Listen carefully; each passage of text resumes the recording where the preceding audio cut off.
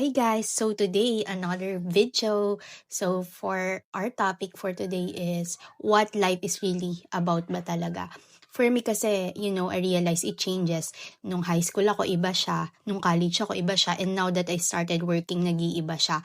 And for me, merong mga instances or events na nakaka-trigger for you to change your perspective on what life really is about. Before, naiisip ko lang gusto ko ng pera, ayun yung life, experiences, travel, food, clothes, mga ganun, OOTD, mga superficial. Pero right now, it also changes. Maybe because I'm getting more experiences, I'm learning myself more in the process, and also, nakikita mo yung mga ibang tao sa paligid mo, so nag-iiba siya. And for me right now, as of this moment, syempre puwede itong magbago pero ngayong moment, for me life really means living your life in your own terms. For me, it means na ginagawa mo yung mga bagay na kahit papaano makakapagpasaya sa'yo. Because, not totally naman all the time na lagi kang happy. Minsan merong, merong mga instances na problema, unexpected events. Pero for me, we must go along with it because, we don't really know kung ano yung mga mangyayari. So, 'di ba, we should, na lang, make the best out of it. And for me, before nga, 'di ba, medyo superficial yung mga gusto ko. Pero also for me, life really means inspiring yourself, inspiring other people, yung mga kaibigan mo, mga pamilya mo, 'di ba? To make them a better person doesn't mean controlling them, like kung ano-ano sabihin mo para lang magbago sila kasi tingin mo yun yung tama. No, parang inspiring them. Parang 'pag nakikita ka nila, "Oh my gosh, ginagawa niya yun, gusto ko din ng ganyan." Yung mga gano'n. Yung nafo-FOMO in a good way, yun. And also for me, nag-iba siya, kasi dati feeling ko gusto ko ng pera, so I need to work on a job, gano'n. Parang before, this is not really a good mentality pero dati naiisip ko talaga na if wala kang work, parang you're a useless person.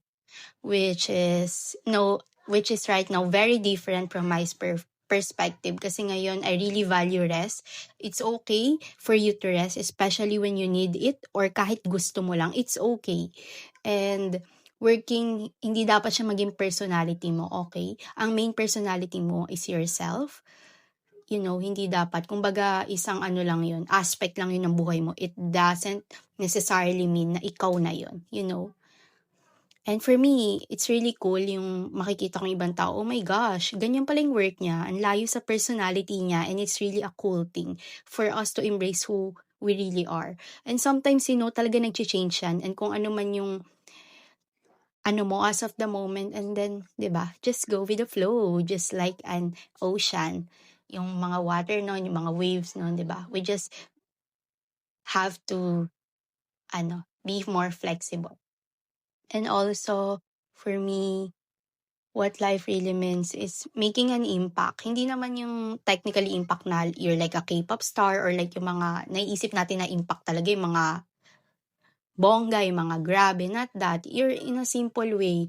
For example, nag-i-inspire ka ng mga bata, mga kapitbahay nyo, 'di ba? Kahit sino, makita ka pa lang nila, oh my God, nag-improve siya, gano'n. Yung mga simple ways, and always be kind. Kung ano man yung definition nyo ng kind, and then be it.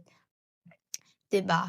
Dati, guys, hindi ako ganito, parang more on like selfish person ako. But now, I'm learning na, it's much more fun when you include other people with it. Doesn't necessarily mean na yung boundaries mo, like, if hindi na maganda yung pakikitungo sa'yo or yung energy na binibigay sa'yo ng ibang tao, magiging okay ka pa rin. Kumbaga, for me, yung mantra ko ngayon, I'm not gonna get mad, pero napapansin ko yon, and if hindi ko gusto yung nafi-feel ko vibing with that person, and then I'm just gonna leave. Hindi na ako yung magagalit. Parang yun yung for me, secret ingredient. Hindi ka galit, napansin mo lang and then you act accordingly. So, medyo hindi ko gustong vibe niya. So, hindi ako sa kanya mag-i-spend ng time, hindi ko gagamitin yung energy ko sa kanya, hindi ko siya iisipin. Kumbaga ganon, hindi ka galit, parang okay, I'm gonna focus my attention and energy sa nakakapagbigay ng saya, ng vibe na maayos, ng frequency na maayos.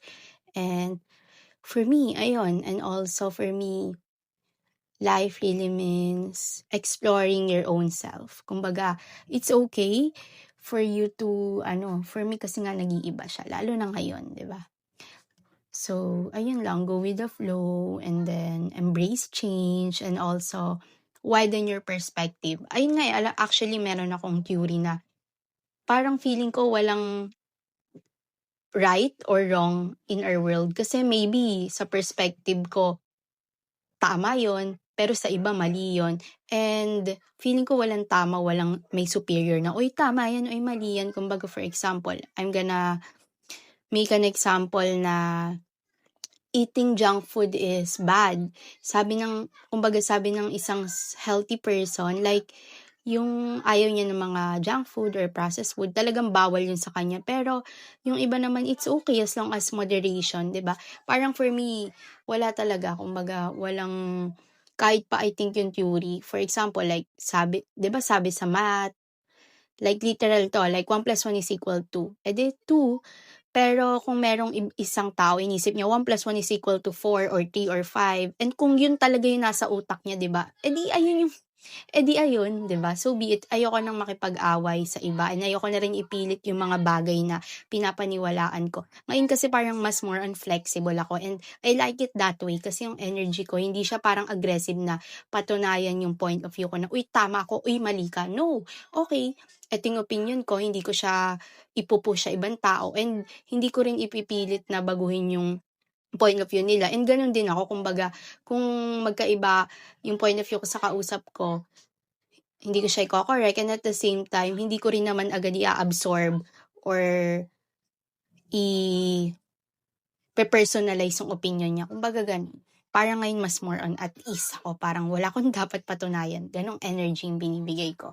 And I'm really wanted to learn more and embrace myself more.